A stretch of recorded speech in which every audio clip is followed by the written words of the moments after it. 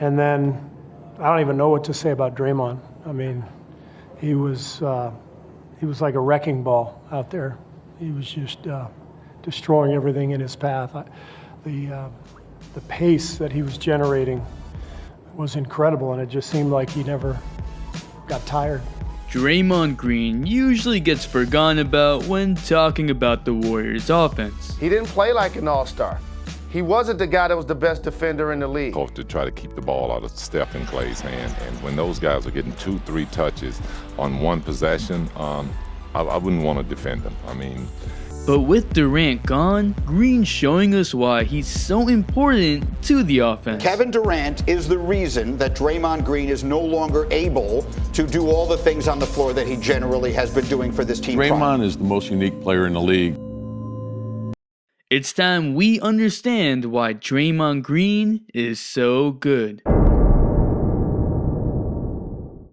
What is up, dudes, dudettes, ballers, players? It's your boy MJ. I'm just gonna come out and say it. Watching the Warriors without Kevin Durant is more fun than with Kevin Durant. It's the truth. Having the Warriors return back to their old ways with Steph Curry at the helm has been more exciting. Maybe because we get to see MVP Curry, or maybe because we feel that the Warriors are more vulnerable, giving more meaning to their games. But they've been successful in large part due to Draymond Green reprising his offensive role as the third option on offense, and he's made a key change from the regular season. So I want to talk about what makes Draymond Green so good. And yeah, I'm also talking about offense. Not that offense. I'm also going to make a video on the best way to defend Curry, so if you want that on Friday, let's try to get to 3,523 likes for that on Friday. And to the 92% that watch my videos that still ain't subscribed, please subscribe. Yeah.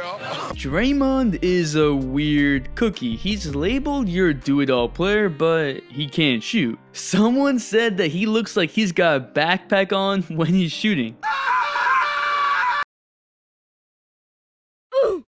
In fact, he's left open almost all the time. He shot 28% from 3 in the regular season, averaging 7.4 points. Are the defenses stupid for leaving him alone? Not exactly. It's the same type of perimeter defense you would play on players like Ben Simmons and Giannis. But then, why isn't Draymond Green a liability on offense? I mean, with Draymond, his defender could just double on Curry or Clay, and that's exactly what the Warriors want. I'm gonna break down Draymond's game into two parts, his half-court offense and his fast break offense. Let's start with his fast break offense. Draymond is a pretty good rebounder and oftentimes is in the paint defending the pick and roll. Since Durant has been out, Draymond Green has averaged 14.8 points, 11.4 rebounds, and 8.4 assists. All those rebounds mean that Draymond Green can initiate the offense and can bring the ball up. But what makes Green so special is that he can push the ball right after getting the rebound. With guys like Curry and Clay running on the wings alongside Dre, that opens the lane, and with his size, Draymond can barrel through smaller defenders, but more importantly, it creates mismatches. And with those mismatches, Draymond is so good at finding the open man in transition because he's never looking for his own shot. He has said that he prefers a half open shot for Clay versus an open shot for himself. You know what? He's probably right, since he's shooting 20%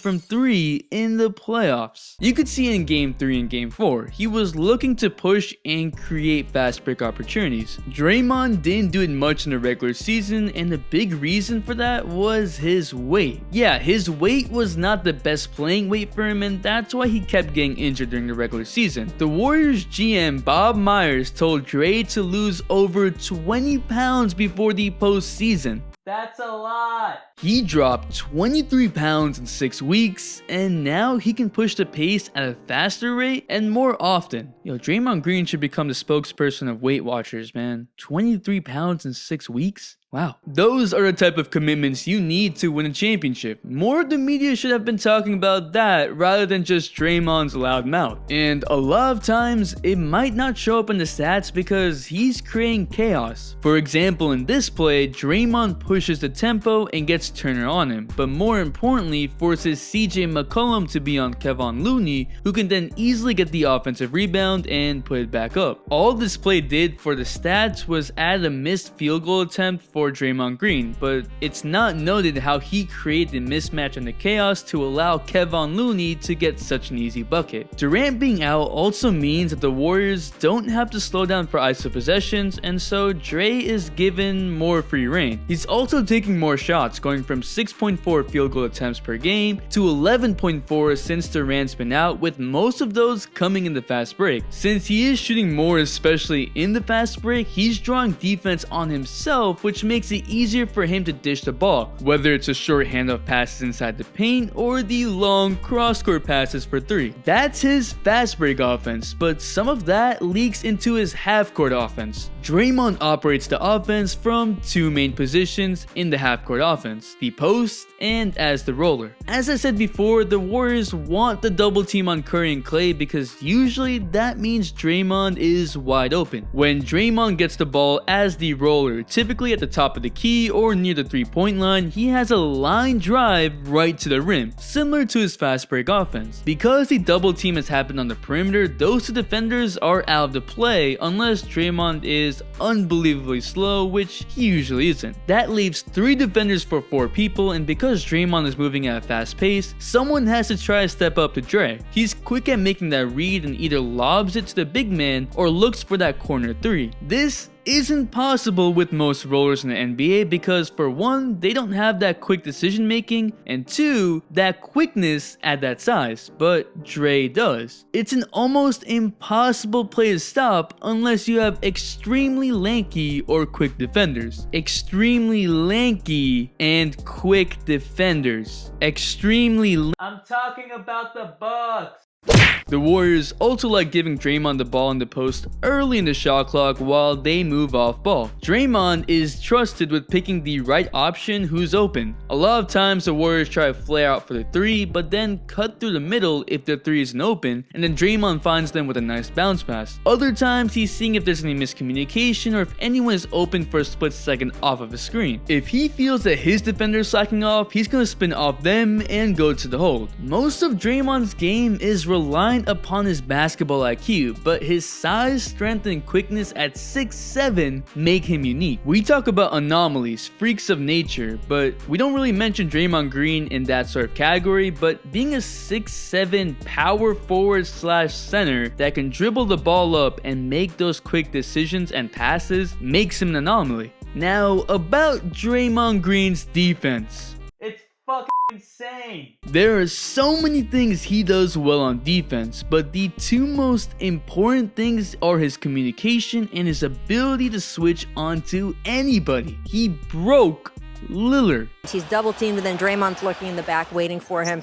And he looked at me at one point and he goes, "There's 20 seconds left in the game. They're up. They're winning. I get the ball, and there's still 2 guys on me." He's like, "Come on."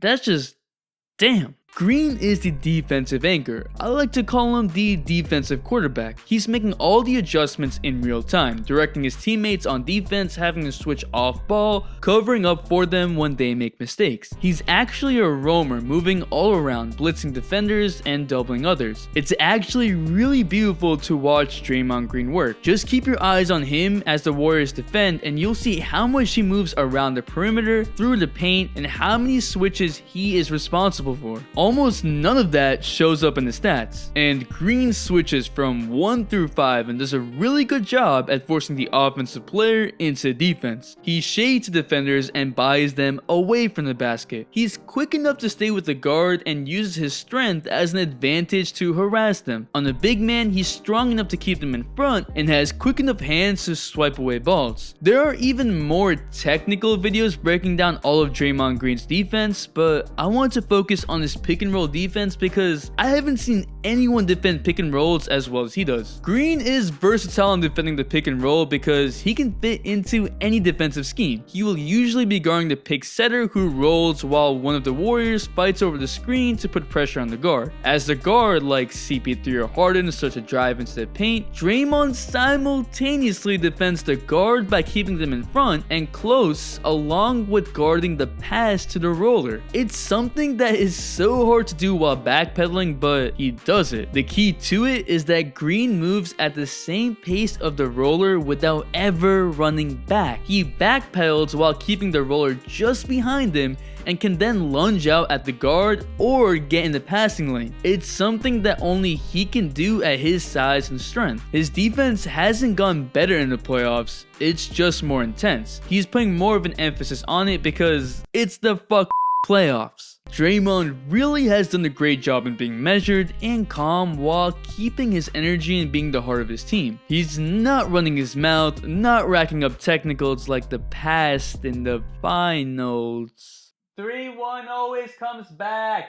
And he's really focusing more on his game in the moment. Credit to his mom and wife for advising him to do that, and credit to Green for finally listening. So much with Draymond Green and what he does doesn't show up in the stats. It's intangibles that are necessary to win. He might not get the steal or block on defense, but he's pressuring the ball handler to make a mistake. He might not get the assist, but he makes the pass before the assist to shift the defense. That's what Draymond was before Kevin Durant joined the Warriors, and that's what he's done these playoffs. He's the heart and soul of the Warriors and a true leader in the locker room. He makes all the winning plays you want, and while he might have not had a great regular season, he's having an amazing playoff and is necessary for the Warriors to win the championship. But what do you think? Will the Warriors win the championship without Kevin Durant? Where's KD heading to this offseason? Because he definitely is not staying with the Warriors. Drop a like for Draymond Green actually hitting threes. Come on, you know you want to. The Instagram shout of the day goes to Keith Johnson, and the all-day notification shout goes to Christian Blake. Thanks for the all-day support. Make sure to bell for all-day notifications, and if you're not a sub, hit that subscribe button, join the all-day community for more fire content, all-day support. It's your boy MJ. We out.